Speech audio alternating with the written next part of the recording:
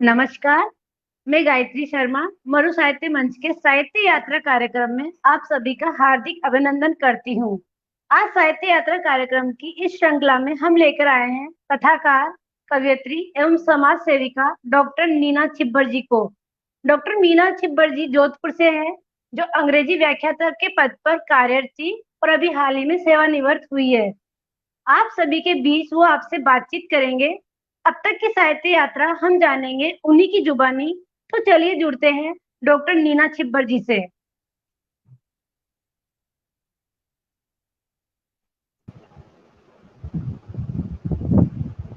नमस्कार मैम। नमस्कार जी। मरु साहित्य मंच के इस कार्यक्रम में आपका हार्दिक अभिनंदन है मैम। बहुत बहुत धन्यवाद। मैं भी बहुत प्रसन्न हूँ आपसे जुड़कर। जी मैम।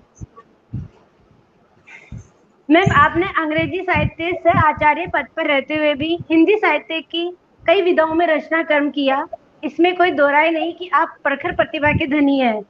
समय समय पर आपको अनेक पुरस्कारों से नवाजा गया है, जिसमें आप साहित्य देश शक्ति सम्मान से अलंकृत की गई।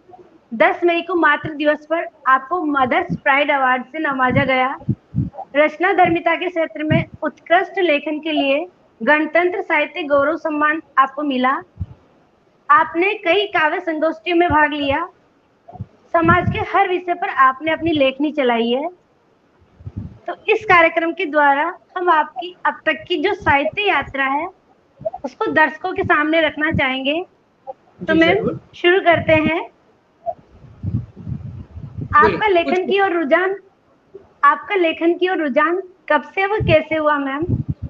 जहाँ तक मुझे याद है, मैं फर्स्ट ईयर में थी, तब मुझे कोटेशंस नोट करने का बहुत शौक था। मैं डायरी में कोटेशंस नोट किया करती थी। वो डायरी अब भी मेरे पास है। और फिर धीरे धीरे कविताएं लिखनी शुरू कर दी। तो लेखन जो शुरू हुआ वो कविता से शुरू हुआ। तो आप सोच लीजिए कि तकरीबन 1970 के करीब। तो लेखन कविता से आरंभ हुआ मेरा। जी जी मैम।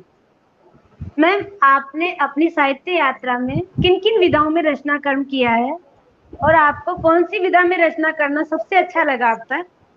देखिए, विधाओं का तो ये शुरुआत तो सभी कविता से करते हैं। मैंने भी की, कविताएं खूब लिखी। उसके पश्चात मैंने जो दूसरी विधा चुनी वो थी लघु कथा।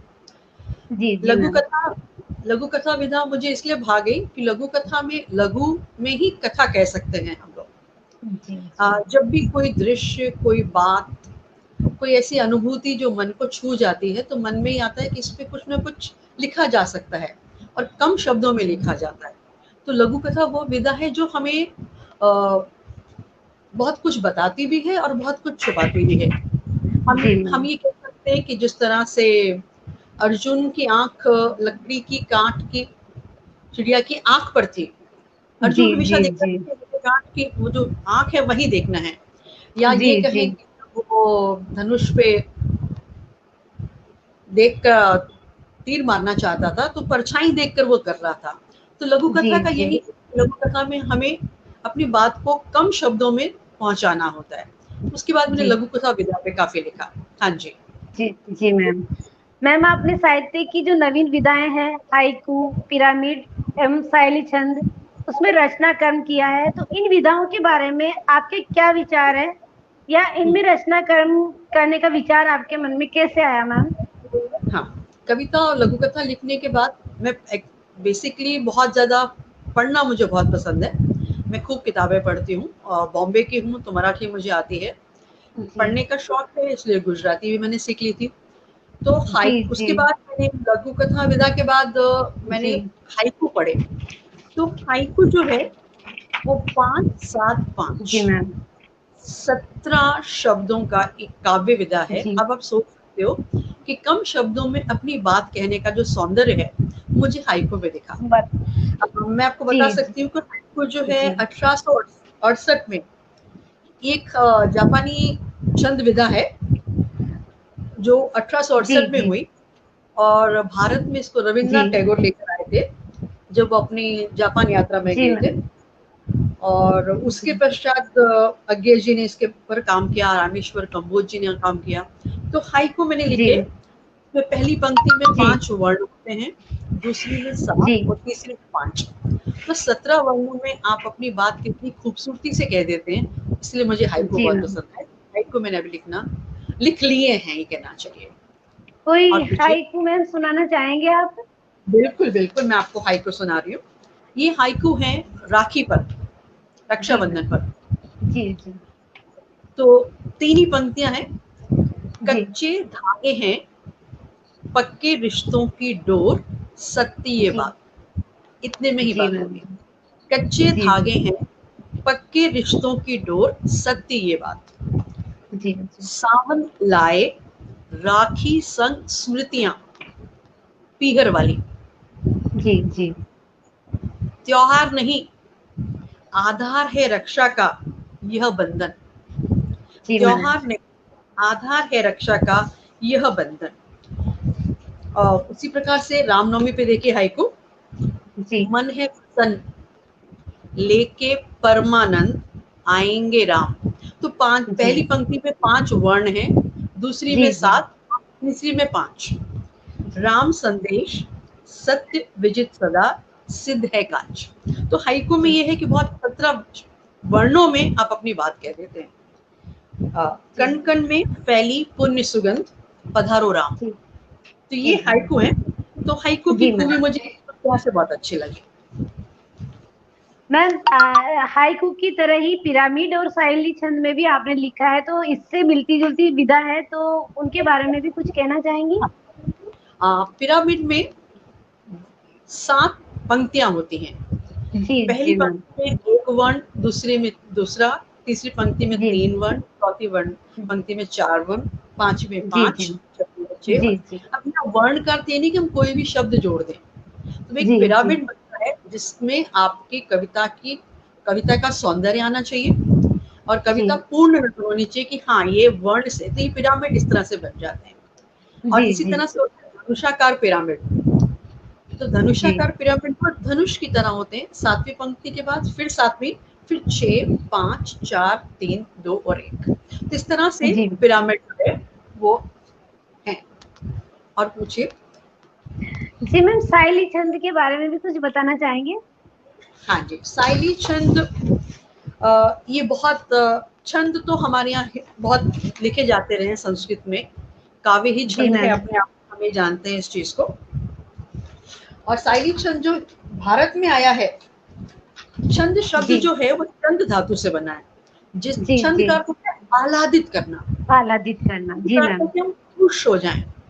अब छंद में खास बात क्या होती है कि ये जो हमें खुशी मिलती है वो वर्ण या मात्रा के नियमित संख्या से, तो तुकबंदी नहीं, छंद है।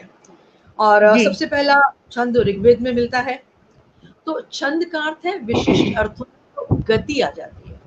अब जिस तरह से हाइकू में 17 वर्ण है, इसमें सिर्फ 9 ही है। पहली पंक्ति में 1 है, दूसरी में 2, तीसरी में 3, चौथी में 2 और पांचवी में 1। तो बहुत कम शब्दों में। हाँ बोलिए। कोई साइली छंद सुनाना चाहेंगे आप? तो बहुत कम शब्दों में अपने को व्यक्त करना बहुत ही, हम जानते हैं कि मुश्किल हो जाता है। जी जी मैम, बहुत मुश्किल है मैम। बिल्कुल बिल्कुल। तो साइली छंद जो है सबसे पहले शिरीष देशमुख जी ने लिखे मराठी में। जी शुरुआत हुई। तो मेरी शैली में आपको सुना रही हूँ, औरतें। शीर्षक औरतें। औरतें, पहली पंक्ति में सिर्फ औरतें हैं। पहचाने नजरें, भीतर के घात, बनती तेज तलवार। औरतें, पहचाने नजरें, भीतर के घात, बनती तेज तलवार। उसके बाद गांव। तो पहला शब्द सिर्फ गांव है। गांव, बिखरा बिखरा, छूटा राग रंग, जीवन जिया बैराग। तीसरा है अबोला, जब हम बोलते नहीं है। अबोला, बढ़ता गया, अबोला बढ़ता गया, रिश्ता सूख गया, कुछ बोल मन भावन।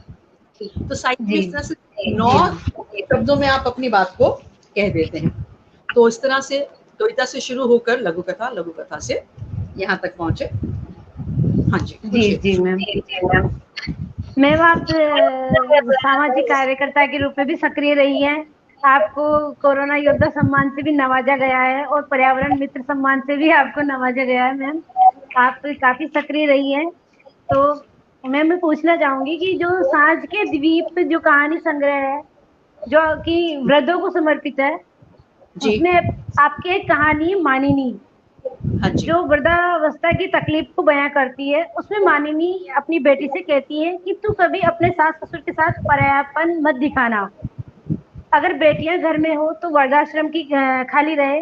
बहू जब अपनी भाभी से अपने माता पिता के लिए मान सम्मान सेवा एवं प्यार की अपेक्षा करती है तो वही हम्म, अपेक्षाएं खुद से क्यों नहीं करती।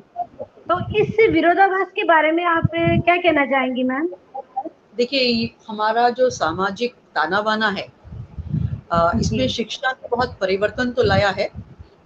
जी जी सॉरी, पर सच बात यह है कि आज भी बहुएं जो शिक्षित हैं, जो नौकरी करती हैं, जी उनको मैम। दोहरा काम करना पड़ता है। और ये जी जी त्रासदी है कि देखा जाए तो बहुएं भी बहुत सी परेशानियों को झेलती हैं। जो नौकरी करती हैं उनको वहां जी भी जी काम करना मैम। पड़ता है, यहाँ भी काम करना पड़ता है। तो मेरी मानिनी कहानी में मैं ये बताना चाहती थी कि हर बेटी बहू है और हर बहू बेटी है। बेटी है जी मैम। तो ये एक रेखा हम सबको खींचनी पड़ेगी कि सास को भी समझना पड़ेगा कि मेरी बहू जो है वो मेरी बेटी समान है। मैं भी उसको जब वो नौकरी करके आती है तो वहां नौकरी करके आती है, काम जी करके आती है, थोड़ा सा उसको मैं भी ऐसा समझूं कि हाँ अभी ये काम करके आई, ये थकी हुई है। तो जी जी ये तो सच है कि भारत की अभी पृष्ठभूमि ऐसी है कि परिवर्तन तो आया है लेकिन ज्यादा परिवर्तन आने में अभी टाइम लगेगा। मैम। तो ऐसा तो नहीं है मैम कि गलती बहू बहू की होती है। कुछ बहुएं ऐसी भी होती है जो अपने परिवार से संस्कार लेके आती है, अपनी बिल्कुल। सास को बहुत कुछ माँ की तरह प्यार देना चाहती है, लेकिन वो सास उसको समझती नहीं है मैम।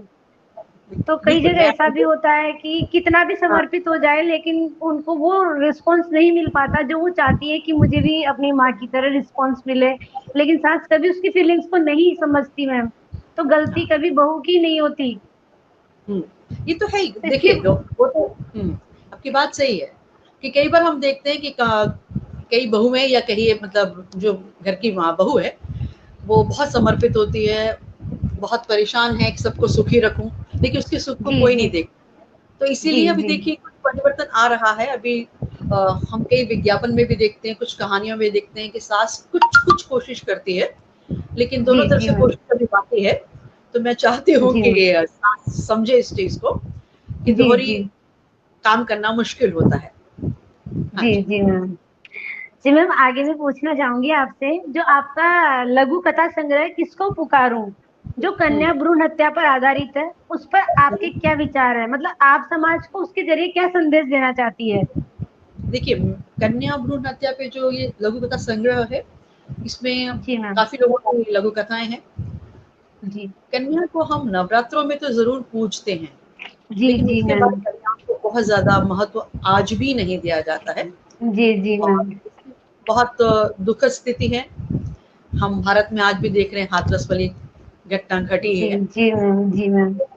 हत्या तो होनी ही नहीं चाहिए क्योंकि जी जी बेटियां कभी कम नहीं होती हैं।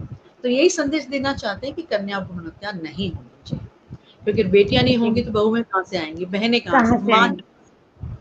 तो बेटियां जी जी बहुत ही प्यारी होती हैं।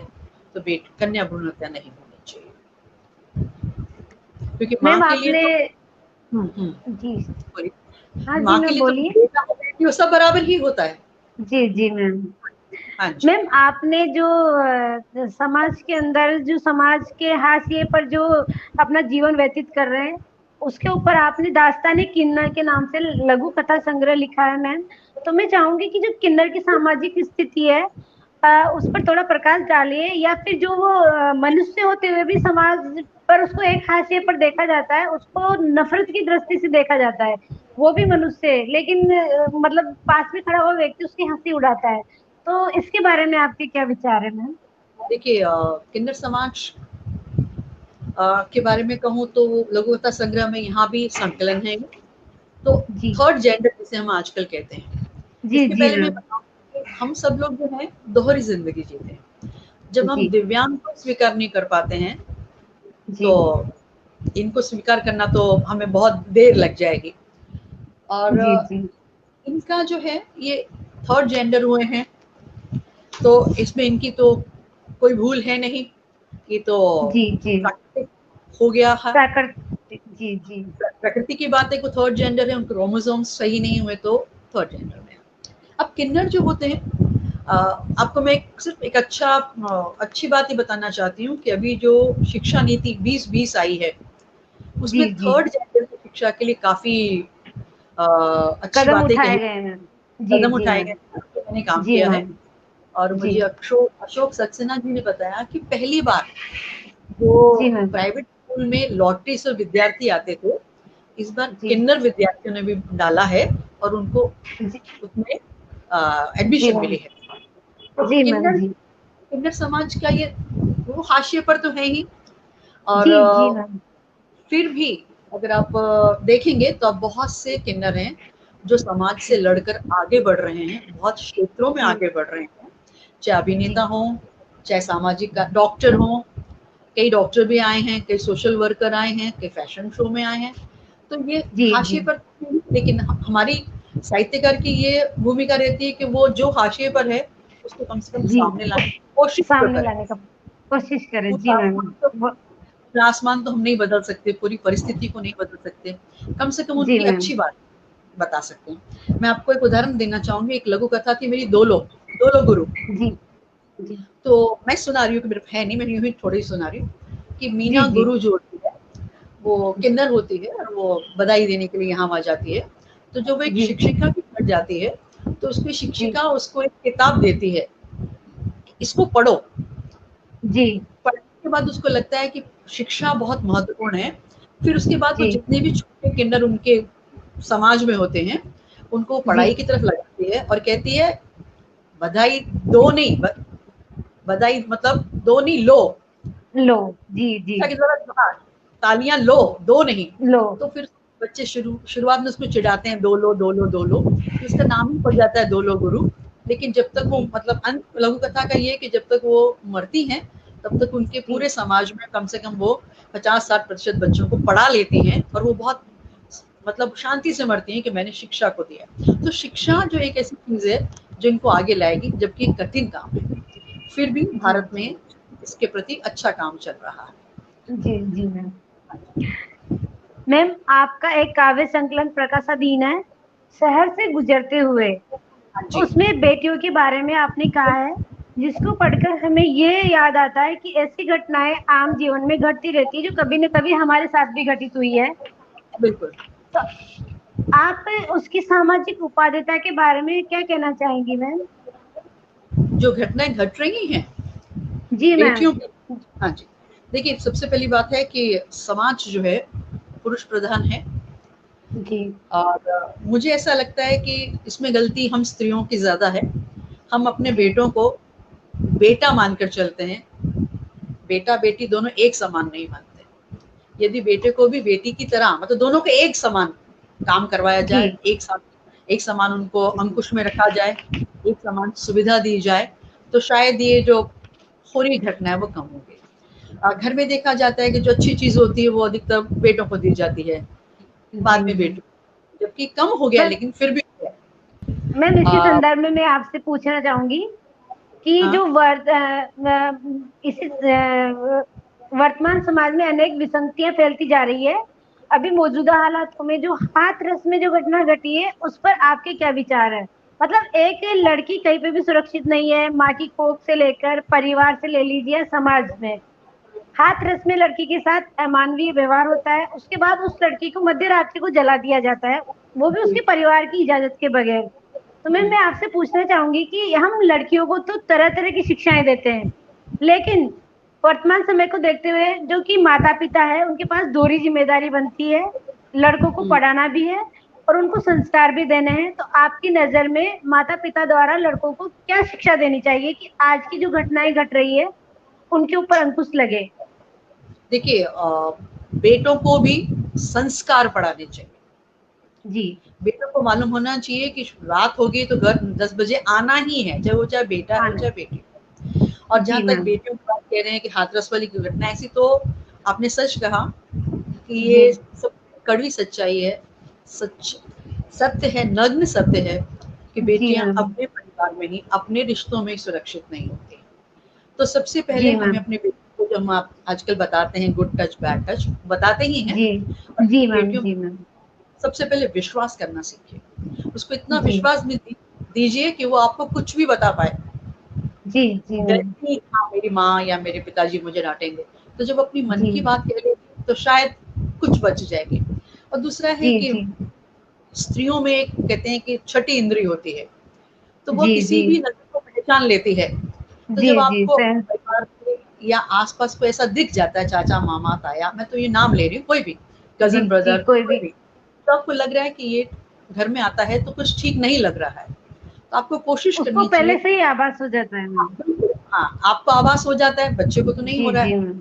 तो जी आप कम से कम कोशिश कीजिए कि उसको ये संकेत कीजिए किसी तरह से कि हम समझ रहे हैं। समझ रहे तो आप हैं। जी जी हाँ, और जी दूसरी मैम। सबसे बड़ी बात जो एक वाक्य में कहूंगी इस बारे में, कि जी जिस दिन बेटा घर की इज्जत बन जाएगा और जी बेटी घर की शान बन जाएगी, उस दिन ये बंद होगा। बहुत ही इज्जत अच्छी बात बेटियां कही क्यों मैम। खराब करती है, ठीक है ना? जी जी जिसे जी बेटा जी भी घर की इज्जत देते, इज्जत क्या खाली बेटियां ही गंवाती हैं?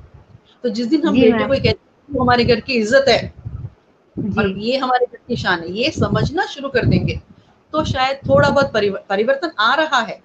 लेकिन ये जी बहुत ही दुखद होता है। बच्चियां क्या, किसी उम्र की औरत भी कहीं भी सुरक्षित नहीं होती। जी मैम। तो शिक्षा लड़कों को ज्यादा देनी है, हर तरह से देनी है, कि आप दोनों जी जी बराबर मैम। हो। जी अगर आप गलत काम करोगे तो भी हम पे कलंक लगेगा, और ये गलत करेगी तो भी बुरा है। तो भी बुरा है। जी मैम। तो उसको ये समझ में आना चाहिए कि मेरे जी मम्मी जी पापा का के लिए मैं भी उतना ही महत्वपूर्ण हूँ जितना मेरी बहन है। मेरी अगर बहन उसे है। कुछ कहेगा तो तुम्हें भी कुछ कहेगा। हाँ जी, जी जी मैम। हाँ जी। मैम आपने अनेक लघु कथाएं, कविताएं, बाल कविताएं, बाल कहानियां लिखी है, तो क्या आप उनमें से कुछ कथा या कविता दर्शकों को सुनाना चाहेंगी आप? एक बाल गीत मैं आपको सुना देती हूँ जी पहले, उसके बाद मैं तो सुनाऊंगी। बाल गीत है बहुत जी छोटा जी से, जी कोरोना के हिसाब से लिखा गया है। जी जी मैम। चिड़िया चिड़िया चहचहाए बाहर से, जी चिड़िया चहचहाए बाहर से, अंदर खेल बाहर बता, जी जी मूषक राजा देते ज्ञान, अंदर रहने में ही है शान, शान। बिल्ली मौसी दर पर बैठी, जी कहती साफ रख अपने हाथ, जी टॉमी भी गुर्राता है जब कोई बाहर आता है, जी सुन लो सब खोल के कान, सबक सिखा रहे हम नादान। तो जी कुत्ता बिल्ली जी सब मैम। रहना है भाई, अभी बाहर आना ही नहीं है किसी को भी। बहुत ही अच्छा मैम। तो अभी मैं आपको आपने कहा लघु कथा, तो एक लघु कथा सुनाती हूँ। जी कभी कभी लघु कथाएं क्या होती है, बहुत छोटी सी घटना से घट जाती है, बन जाती जी है। जी जी मैम। तो लघु कथा है ऑल इज वेल, हमारी पिक्चर जी में भी जी गाना है आसमान का। तो कॉलेज। 12वीं, हाँ जी, 12वीं कक्षा के विद्यार्थी हिंदी जी कालांश को हमेशा फ्री समझते थे, हिंदी है क्या पढ़नी है। पर जी आज रामपल सर हिदायत दे रहे थे कि परीक्षा की दृष्टि से महत्वपूर्ण पाठ पढ़ाया जाएगा। आज सर ने कहा कि आज सब आएंगे, सबसे सब इंपॉर्टेंट आएंगे। पाठ, इसीलिए आज कक्षा खचाखच भरी हुई थी। सर जी चिंता और चिंतन, इस पे एक जी पाठ है, चिंता और चिंतन निबंध की विस्तृत चर्चा कर रहे थे।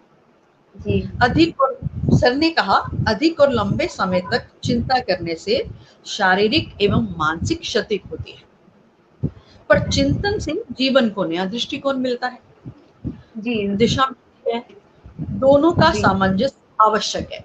पर छात्रों की सुई तो चिंता वाले कथन पर अटक गई कि सर जी ने कहा कि चिंता नहीं करनी है। छात्र आपस में खुसुर फुसुर करने लगे कि आज सर एकदम सही बोले, हम लोग तो चिंता करते ही नहीं। फिर आज तो सर ने भी सर्टिफिकेट दे दिया कि नो जी चिंता बेटा, खुश रहो।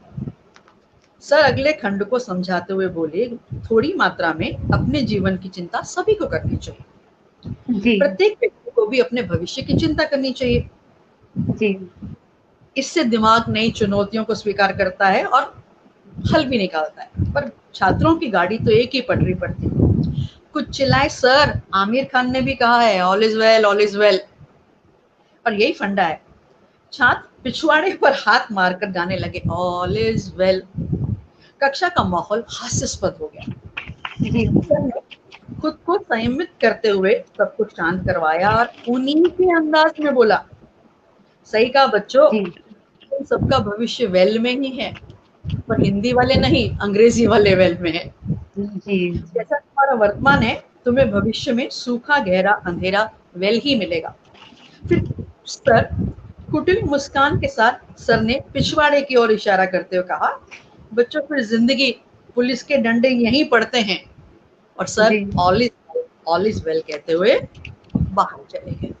तो ये ऑल जी इज वेल, जी ठीक है। चिंता से उसी तरह, मुक्ति मैम। हाँ जी, क्या चिंता कह से रहे हैं? मुक्ति। चिंता से हाँ, मुक्ति। हाँ, बच्चों को तो बस जी चिंता जी चाहिए, नहीं चाहिए उनको जी चिंता, जी बिल्कुल नहीं।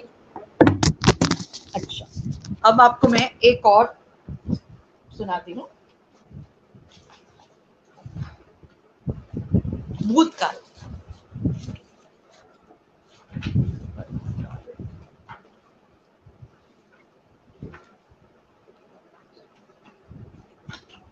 भूतकाल तो किस तरह से काल आपस में बात करते हैं, प्रतीकात्मक लघु जी कथा।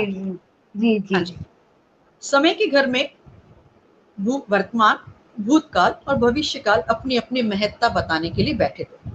जी सबसे पहले वर्तमान बोला, सुन लो, मनुष्यों की दुनिया में मेरा ही महत्व है। जो मनुष्य मुझे सर्वोपरि मानकर चलता है वह सदा खुश रहता है। जी बस आज में जियो, मस्त रहो, कुछ मिले तो ठीक, नहीं तो येन केन प्रकरण जियो। ना बीते जी कल की सोचो, जो है वो आज वर्तमान है। जी उसकी जी बात सुनकर भविष्य ने टेढ़ा मुंह बनाया और बोला, अरे मूर्ख, किस गलतफहमी में जी रहा है? अरे सब मेरी यानी भविष्य की चिंता करते हैं, जी आगे क्या होगा इसी चिंता में वर्तमान को भी भूल जाते हैं। मेरे लिए तो सभी आयु वर्ग के लोग भागते रहते हैं। कुछ कम अकल भविष्य के लिए वर्तमान को भी नष्ट कर देते हैं। जी जी दोनों की बातें सुनकर भूतकाल ने ठहाका लगाया। उसकी इस व्यवहार से शुद्ध वर्तमान काल और भविष्य काल ने डांटा, हंसने की कौन सी बात है? जी तब भूतकाल बोला, मैं हंसा तुम दोनों की मूर्खता पर, ना समझी पर। तुम दोनों किस लोक में रहते हो? मानव चाहे भविष्य में रहे या वर्तमान में रहे, उसका अंतर्मन तो भूतकाल से चिपका रहता है चिपका और रहता उससे है। जी खुश रहता है। जी दोनों ने एक साथ पूछा, झूठ, कोरी कल्पना, जी सिद्ध करके दिखा। क्यों नहीं, अभी लो। जी मानव को बालपन से वृद्धावस्था तक भूतकाल को गीले कंबल की तरह ओढ़कर खुश रहता है। जी युवावस्था में बचपन के सुख, प्रौढ़ावस्था में युवावस्था की बातें, पाने खोने का हिसाब, और सबसे अधिक वृद्धावस्था में तब तो उठते बैठते सोते जागते खाते पीते भूतकाल की गोद में ही जीता है। समझ लो, मानव अनेकानेक घटनाएं अपनी भाव अनुभूतियों को याद करके वर्तमान के सुख को भी खो देता है। उसकी जी जी बातों को सुनकर वर्तमान और भविष्य दोनों सोच में पड़ गए। सच है, प्राणियों का तो पता नहीं, पर विशेषकर मनुष्य तो भूतकाल में ही जीता है। तो हम हमेशा अपने जी पास में पहले हुआ इसमें लगे रहते ऐसा हुआ वैसा हुआ। जी मैम। जी हैं। और बताइए। जी मैम। मैम जो आपकी बाल कविताएं हैं, माँ तो माँ है, हम्म, चक्की, और एक आपकी चक्की, लघु कथा है हाँ, परिंदों का घर। ये भी मेरी लघु कथा है। जी। हाँ, तो आप मैम चक्की जो आपकी प्रतीकात्मक जो लघु कविता है, उसके बारे में क्या कहना चाहेंगी? मतलब आपने उसको एक परिवार के मुखिया, हाँ जी, चक्की मतलब मुझे उसकी हर एक, हाँ जी, उसके हर एक अंग को, चक्की के हर एक अंग को आपने परिवार के मुखिया से लेकर उसके हर एक हाँ सदस्य से प्रतीकात्मक शब्दों में बहुत ही अच्छी शैली में प्रकट किया है मैम। तो मतलब ऐसे विचार कैसे है आपके मन में? आ, ऐसा है कि हम अशोक जैन की दृष्टि लघु कथा विषयांक विशेषांक निकालते हैं। तो जी प्रतीकात्मक लघु कथाओं की बात चली, तो जी भूतकाल भी उसी में था। तो मुझे जी लगा जी कि कुछ सोचा जाए। तो मैंने वही कहा ना, लघु कथा में ये एक बार दिमाग में कोई चीज आती है, तो जब चक्की जी को देखा तब लगा कि जी देखो किस तरह से इसमें दो पार्ट हैं, ऊपर जी वो घड़ों से हम पीसते हैं। तो पिसते हैं मनुष्य जी ऐसा ही है कि हर जी व्यक्ति जो है किस तरह से एक दूसरे, कोई सोचता है कि नीचे वाला पार्ट सुखी है, पर कोई सोचता है जी ऊपर वाला पार्ट सुखी है, कोई सोचता है कि जी जो लकड़ी है वही मैंने सुखी है। जी जी जी ये चीजें जो होती हैं, ये दिमाग में जो आती हैं, तब मैंने उसको चक्की को लिखा था। ये भी मतलब प्रतीकात्मक मैम है। बहुत ही अच्छे तरीके से आपने वो किया है कि जैसे परिवार का एक सदस्य कह रहा है कि नहीं मेरा महत्व ज्यादा है, एक हाँ पार्ट की तरह दूसरा पार्ट कहता है नहीं मेरा महत्व ज्यादा है। तो आपने बहुत ही अच्छे प्रतीकात्मक ढंग में, प्रतीकात्मक शैली में उसको बहुत ही अच्छे से प्रकट किया है मैम। हाँ जी। तो यही है बस, चीजों को समझ आ जाती हैं, उनको प्रतीकात्मक लिया जाता है। जी तो जी आपको अच्छी लगी तो बहुत अच्छी बात है, अच्छा लगा मुझे भी। और पूछिए। परिंदों का घर के बारे में भी क्या कहना चाहेंगे मैम? जैसे एक माँ होती है, तो माँ जब उस अपने बच्चों के पास जाती है, बहुत सारे बच्चे रहते हैं तो पहले से उनके विचार होते हैं मन में कि ऐसे रह रहे होंगे वैसे रह रहे होंगे, लेकिन जब वो जाती है तो उनकी जो अपेक्षाएं थी उनसे परे देखती है, तो वो बिल्कुल। मतलब स्तब्ध सी हो जाती है कि ये कैसे संभव हो सकता है। परिंदों का घर मेरे दिमाग में इसलिए आया कि आजकल बच्चे अक्सर हॉस्टल में पढ़ने के लिए दूर जाते हैं। तो हम जी ये जी क्यों मान मैम के चलते हैं, हम ये क्यों मान के चलते हैं कि बच्चे जो हैं वो समझदार नहीं है। जी जी जी क्योंकि आज का बच्चा जो है, बहुत छोटा बच्चा भी मोबाइल के साथ बहुत कुछ कर लेता है जो हम आप नहीं कर जी पाते हैं। तो जो जी बच्चे जी पढ़ने मैम जाते हैं, तो वो जी होते तो परिंदे ही हैं। माँ बाप चाहे जी कितनी भी चिंता करें, तो ये एक विश्वास जगाने के लिए है कि युवाओं पे जी मैम विश्वास कीजिए। वो परिंदे हैं, पर जी वो अपने जहाँ वो रहते हैं उस घर को भी वो संभाल के रख सकते हैं। तो परिंदों जी का घर यही है कि बच्चों पे विश्वास करना चाहिए। जो मेरी लघु जी कथा में मैम बताया कि माँ जाती है और देखती है कि बच्चे पढ़ रहे हैं, वो जी अपना समय व्यर्थ नहीं गवा रहे हैं। जी हाँ जी। जी मैम, कोई और भी कविता जो आपको पसंद है सुनाना चाहेंगी दर्शकों को? जरूर जरूर कविताएं आपको सुना रहे हैं। एक तो मैं अभी आज ये हिंदी चेतना में आई है, होता है इश्क। जी मैम दीपक में जलती बाती सा होता है इश्क, जी तूफान में तिनके के सहारे सा होता है इश्क, जी घने जंगल में जुगनू की चमक सा होता है इश्क, जी जी प्राणों में सांसों की चलन सा होता है इश्क, जी दुखों के जी बवंडर में नन्ही आस सा होता है इश्क, जी मैम सुखों के सागर में आह्लादित लहरों सा होता है इश्क, जी जी अकेलेपन में यादों सा होता है इश्क, जी जी जीवन जब हार जाए, जीवन जब हार जाए विश्वास सा होता है इश्क, जी जी कड़ी धूप में बादल की छांव सा होता है इश्क, जी अमावस की रात में अमावस की रात में नयन तारे सा होता है इश्क, जी जी सूखे पेड़ पर एक हरे पत्ते सा होता है इश्क, जी जी भीनी खुशबू से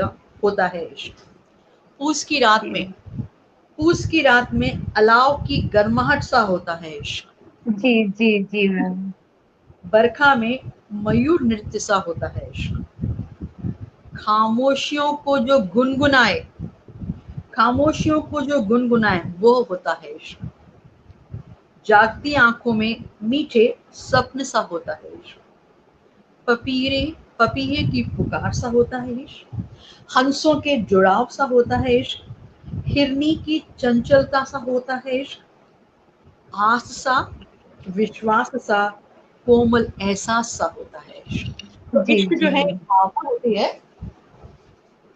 हम लोग अधिकतर माँ पर बहुत बातें करते हैं, माँ पर बहुत सी कविताएं लिखते हैं। मैम मैं वैसे तो इश्क इश्क के लिए उपमाएं देना बहुत सी उपमाएं हैं इसके लिए, लेकिन आपने जो उपमाएं दी है बहुत ही सटीक है मैम। मैं पिता पर एक कविता पढ़ना चाहती हूँ, जी जी आपकी इजाजत हो तो, क्योंकि हम माँ पर बहुत लिखते हैं, पिताजी कहीं ना कहीं छूट जाते हैं। जी मैम। तो ये मेरी कविता का शीर्षक है, जब से तुम जी गए पिता। जी तो कभी कभी पिता नारियल से होते हैं, कठोर हैं, दिखते कठोर जी, हैं, दिखते लेकिन होते कठोर तो है अंदर से। नारियल। हाँ जी जी बिल्कुल। जी तो जब से गए तुम गए पिता, जब से तुम गए पिता, घर का पिछला कोना कुछ दरक सा गया, जी मैम। बैठ गया है मन के भीतर थोड़ा सा तुम्हारापन। हर रोज आईना दिखाता मुझ में तुम्हारा रूप, घर की दीवारें भी आपस में टकराने लगी हैं जब से जी तुम गए। जी मैम। बादली सा हो गया है हर मौसम, अल जी मैम। सुबह भी चलने लगी है गर्म हवाएं, पिता का साया नहीं रहता है तो। जी जी मैम। सत्या आरती में भी गूंजते हैं तुम्हारे स्वर, दुनिया की निगाहें अब बदल सी गई हैं जब से तुम गए हो। जी घर के पाखी उड़ने लगे हैं अपनी अपनी दिशा में, घर के पाखी उड़ने लगे हैं अपनी अपनी दिशा में। जी वार त्योहार सजते तो हैं पर मन हर्षाता नहीं, जी जी मैम।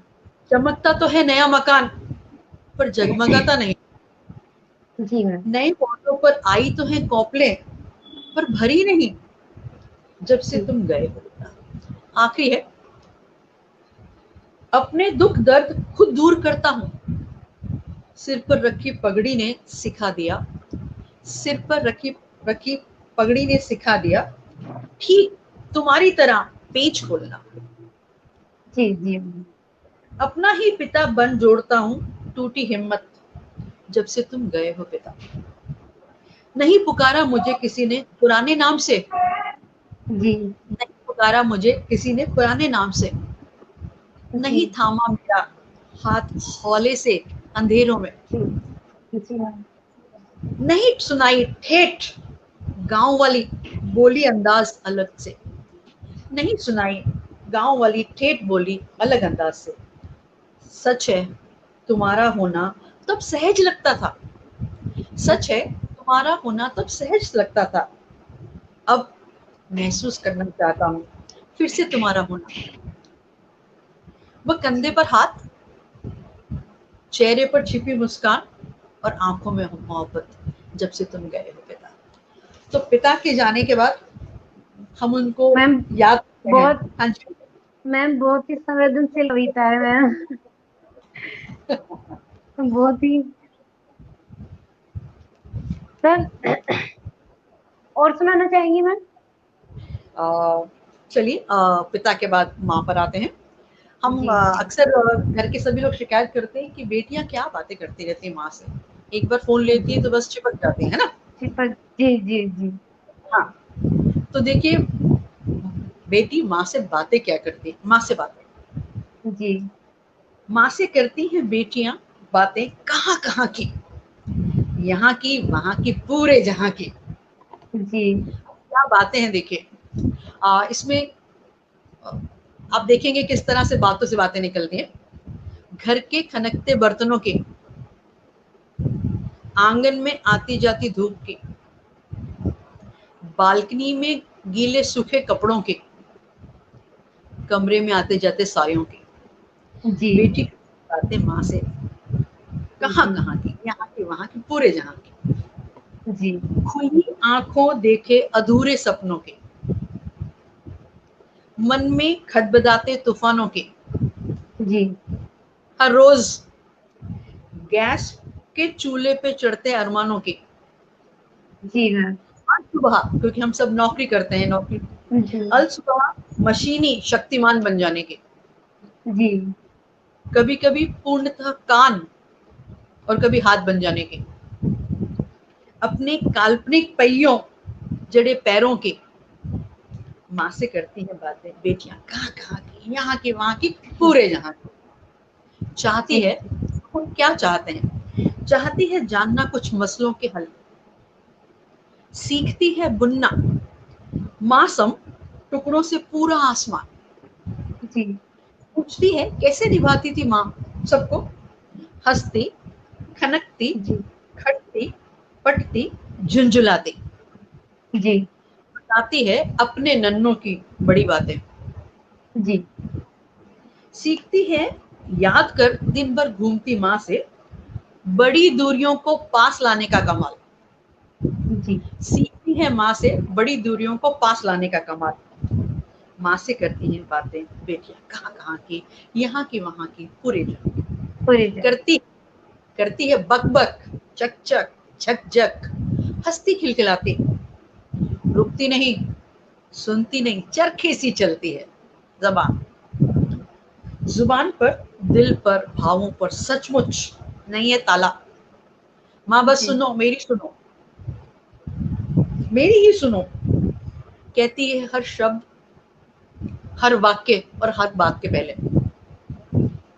कभी, इसको ध्यान दीजिए, कभी धीमी, कभी तलखी और कभी गीली आवाज। जी जी रोजमर्रा की गांठों को बतलाती है और सहलवाती है। रोजमर्रा की गांठों को बतलाती है जी और सहलवाती और पूछती है, अनजाने ही पूछती है अपने पुराने कपड़ों का माप, किसी किसे बांटा सारा हिसाब, जी जी क्या जी क्या बनाया, हाँ जी, क्या क्या बनाया, क्या जी क्या घटाया उस घर में। जी जी प्यार से टोकती, अभी मत रखना, जी प्यार से टोकती, अभी मत रखना फोन, अभी बाकी है बातें, कुछ जरूरी जो याद आई हैं। फिर जी थोड़ी देर रुक के कहती है, अब थक गई है तू और मैं। जी माँ से कहती है बातें बेटियां कहाँ कहाँ की, यहाँ की जी वहां की, पूरे जहां की। पूरे तो जहां छोटी, हाँ, छोटी छोटी चीजें जो होती हैं वो किस तरह जी। से हम लोगों को,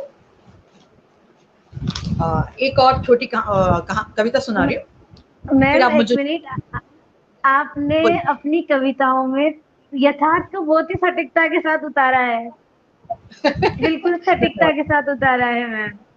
हाँ जी, यथार्थ तो बहुत जरूरी है ना। जी जी मैम।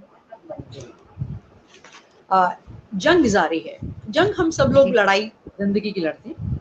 जंग जी जारी है, नृत्य और तांडव में, जी मौन और अट्टहास में, विश्वास और भ्रम में, भीतरी शक्ति और बाहरी तूफान में जंग जारी जी है। शतरंज की चालों और कौड़ियों के खेल में, जी अंतस की रोशनी और बाहर अंधेरों में, हाथों की लकीरें और श्रम सिक्त बूंदों में, जी अपनों के बीच फैले सन्नाटे, अपनों के बीच फैले सन्नाटे और परायों के बीच बड़े वादों में जंग जारी है। जी जी कलम की धार और तलवार की काट में, शब्दों की चोट और मौन व्यंग में,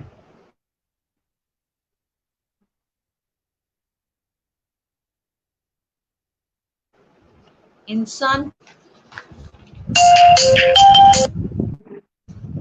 हाँ जी बोलिए, अब आप मुझे पूछिए, कुछ पूछना चाहते हैं। जी जी जी मैम। मैम आपने हाँ जी, अंतर्राष्ट्रीय काव्य संग्रह में भी अपनी कविताएं प्रकाशित करवाई है, हाँ जी। तो मतलब अंतर्राष्ट्रीय स्तर तक आप गई है, तो मतलब उसके बारे में क्या बताएंगी दर्शकों को? देखिए, कविताएं तो लिखने के बाद जब भेजी जाती हैं तो अंतर्राष्ट्रीय स्तर पर हो या देशीय स्तर पर हो, कविता का भाव तो हमेशा वही रहता है। हाँ, यकीनन मन में एक विश्वास जागता है, अच्छा लगता है कि हमारी कविताएं बाहर भी जी सराही जी गई हैं। हिंदी को बहुत लोग मानते हैं, हिंदी भाषा को जी पढ़ा जाता है, तो कविताएं तो जी सब जी जगह छप जाती हैं, और पढ़ते हैं। जैसे अब आप हैं, आप जिस तरह से मुझसे जी पूछ रही हैं, मुझे इतना अच्छा लग रहा है कि जैसे हम बात कर रहे हैं। और जी बहुत जी से ऐसे प्रश्न आपने पूछे हैं जो ज्वलंत हैं, जो बहुत जरूरी जी भी हैं। हाँ जी, जी जी मैम। मैम आपने बोलिए। अधूरा चांद, जो प्रेम विषयक संग्रह है आपका, हम्म, उसमें मतलब प्रेम को किस तरह से परिभाषित करेंगी आप? देखिए, अधूरा चांद जो है वो प्रेम पर एक संकलन है, जिसमें जी कविताएं, गजलें, लघु कथाएं सब है। प्रेम, जहां तक मैं समझती हूँ कि प्रेम जो इश्क, वैसे तो कहते हैं कि इश्क मुश्क छुपाए नहीं छुपता है, जी जी लेकिन प्रेम हमारे दिल की वह भावना है जिसे हम बहुत संजो कर रखते हैं।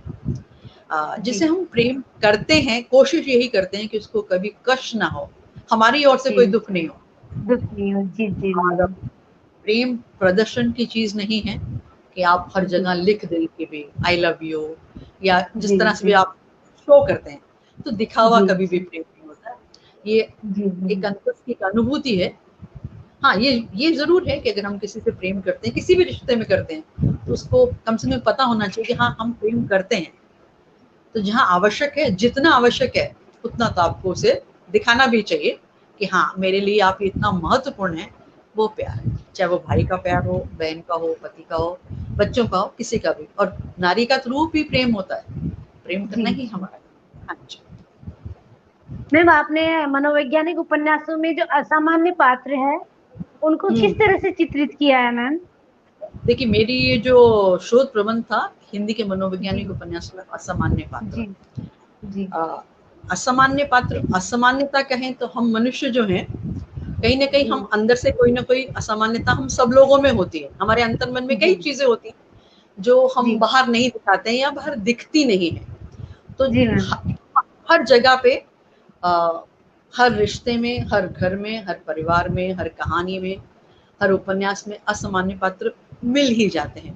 तो जब को उसका शोध किया गया तो मनोवैज्ञानिक ये कहते हैं कि हमारा जो मन है वो बर्फ की सिल्ली की तरह है। जो ऊपर दिख रहा है वो कुछ नहीं है, उसके नीचे भी, बर्फ की परत के नीचे जो पानी की धारा बह रही है वही महत्वपूर्ण है। तो यही होता है हमारे मन के अंदर। जो हमारा मन है वो हमेशा चंचल रहता है। हम अपनी चीजों को छुपाना चाहते हैं, और कभी कभी तो हम देखते हैं कि कई लोग जो है बड़ा अजीब सा व्यवहार करते हैं, तो वो अपनी कमी को छुपाने के लिए वैसा व्यवहार करते हैं, चाहे वो क्रोध है, अधिक प्यार है, या अधिक अलग तरह का व्यवहार करते हैं। तो वो इस तरह से वो शोध में बताया गया है कि किस तरह से असामान्यताएं होती हैं। हाँ जी मैम, आपने समकालीन हिंदी कविता पर भी रचना कर्म किया है, तो मैं पूछना चाहूंगी कि समकालीन हिंदी कविता के क्या मापदंड है आपके अनुसार, आपके अकॉर्डिंग? समकालीन कविताओं में देखिए, आज जो समकालीन कविताएं कही जाए तो उसमें हम छंद वाली भी लिखते हैं, तुकांत भी लिखते हैं, और नई कविता जहाँ तक जो आजकल चल रही है उसमें बिंब बहुत अधिक हैं, और जो विषय है वो नए विषय हैं, हर तरह के विषय हैं। तो माहवारी भी विषय है, दहेज भी विषय है, स्वच्छता भी विषय है। तो ये नई बात हुई है कि हम नई कविता में बातों को गद्यबद्ध भी कर देते हैं, लगता है कि हम गद्य पढ़ रहे हैं। तो इस तरह से नए नए विषय के साथ कविताएं लिखी जा रही हैं, और अच्छी लिखी जा रही है। क्योंकि आप अंग्रेजी की व्याख्याता रही है, तो मैं जानना चाहूंगी कि राजस्थान में अंग्रेजी विषय का शिक्षण किस प्रकार हो रहा है और उसमें क्या कमी है जिसमें आपको लगता है कि सुधार की संभावनाएं है, मतलब नजर आती है आपको? देखिए, अंग्रेजी जो है वो अंतर्राष्ट्रीय भाषा ही तो हम मान के चलते हैं। अंग्रेजी आना जरूरी है। राजस्थान में जो अंग्रेजी भाषा में जो कमी विद्यार्थियों में रह जाती है, एक तो वो अंग्रेजी से बहुत भयभीत रहते हैं कि अंग्रेजी पढ़ना है हमें। तो वो भय जो है वो निकल जाना चाहिए। और दूसरा, जब अंग्रेजी, मैं ये मानती हूँ कि जिसको हिंदी की व्याकरण अच्छी तरह से आ गई उसको अंग्रेजी की व्याकरण अपने आप आ जाएगी। तो पहले हमें अपनी हिंदी भाषा को मजबूत करना है, और कोशिश ये कि पहली कक्षा से भी यदि आप रोज अंग्रेजी अगर पढ़ नहीं सकते हैं तो कम से कम सुनिए तो सही। तो राजस्थान में अंग्रेजी जो है उसको मजबूत करने के लिए व्याकरण बहुत जरूरी है। व्याकरण में भी बहुत बड़े बड़े नियमों के साथ व्याकरण नहीं करनी चाहिए, जो आपको सरल तरीके से समझा सके, जिसको आप समझ सके। तो राजस्थान में बस यही है, जिस दिन बच्चों के मन से डर निकल जाएगा अंग्रेजी का तो वो सीख जाएंगे, क्योंकि भाषा तो बोलने से, पढ़ने से और समझने से आती, तो डर निकल जाएगा। हाँ जी मैम, कार्यक्रम के अंत में आपसे एक सवाल करना चाहूंगी। आपने साहित्य की कई विधाओं में रचना कर्म किया है, तो साहित्य पढ़ना व्यक्ति के लिए कितना जरूरी है और उसके पढ़ने का तरीका क्या होना चाहिए? देखिए, पढ़ना मेरे लिए पढ़ना ये, मैंने जब कोई किताब आती है तो उसको कम से कम 3 बार पढ़ती हूँ। एक बार तो हाथ में लेके पूरी यूं ही पढ़ जाती हूँ, फिर दोबारा किताब लेती हूँ, पेंसिल हाथ में लेती हूँ, फिर उसको धीरे धीरे पढ़ती हूँ। जहाँ जो चीज मुझे पसंद आती है उसको नोट डाउन कर लेती हूँ, मतलब उसको रेखांकित कर लिया जाता है। और पढ़ना बहुत ज़रूरी है, जितना हम पढ़ेंगे उतना ही हम अच्छा लिख पाएंगे। जी लिखिए कम, पढ़िए ज़्यादा, क्योंकि जब हम जी बहुत जी से अच्छे अच्छे पुराने लेखकों को पढ़ेंगे, साहित्यकारों को पढ़ेंगे, चाहे वो विदेशी हो चाहे देशी हो, तो हमें एक अंदाज लगता है कि साहित्य की धारा क्या बहेगी, साहित्य में क्या जी चल रहा है, पुराना क्या था, नया क्या था। पढ़ना लिखना इतना आवश्यक नहीं है जितना पढ़ना आवश्यक है। जी पढ़ना जी बहुत जरूरी है।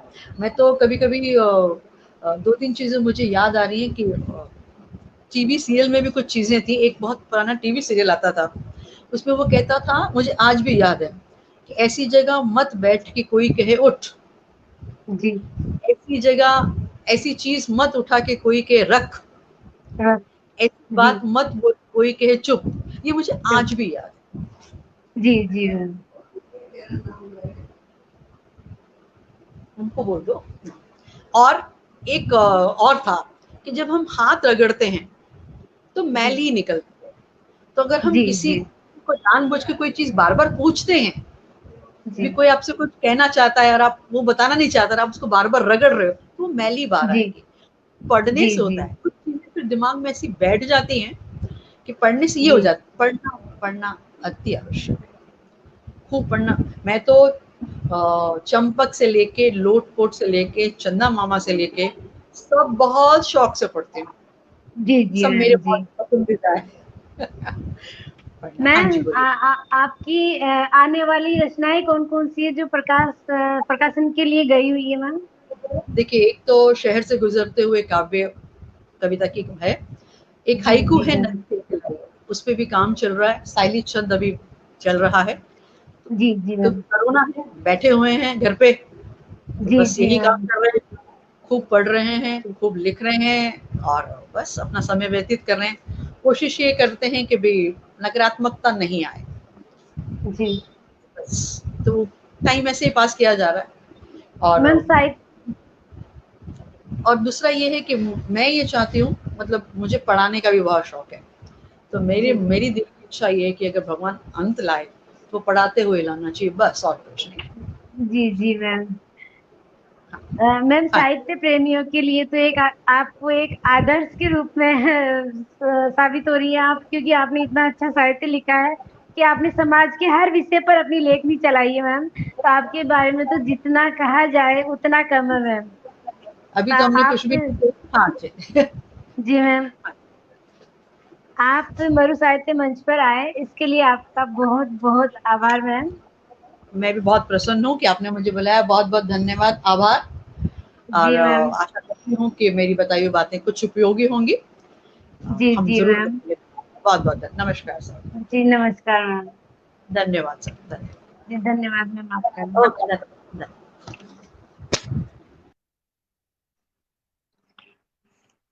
आशा करती हूँ कि डॉक्टर नीना छब्बर के उद्गार आप तक पहुंच पाए होंगे। मैं दर्शकों से चाहूंगी कि मरु साहित्य मंच को लाइक एवं फॉलो करें। इसी के साथ मैं कार्यक्रम को विराम देना चाहूंगी। जय हिंद।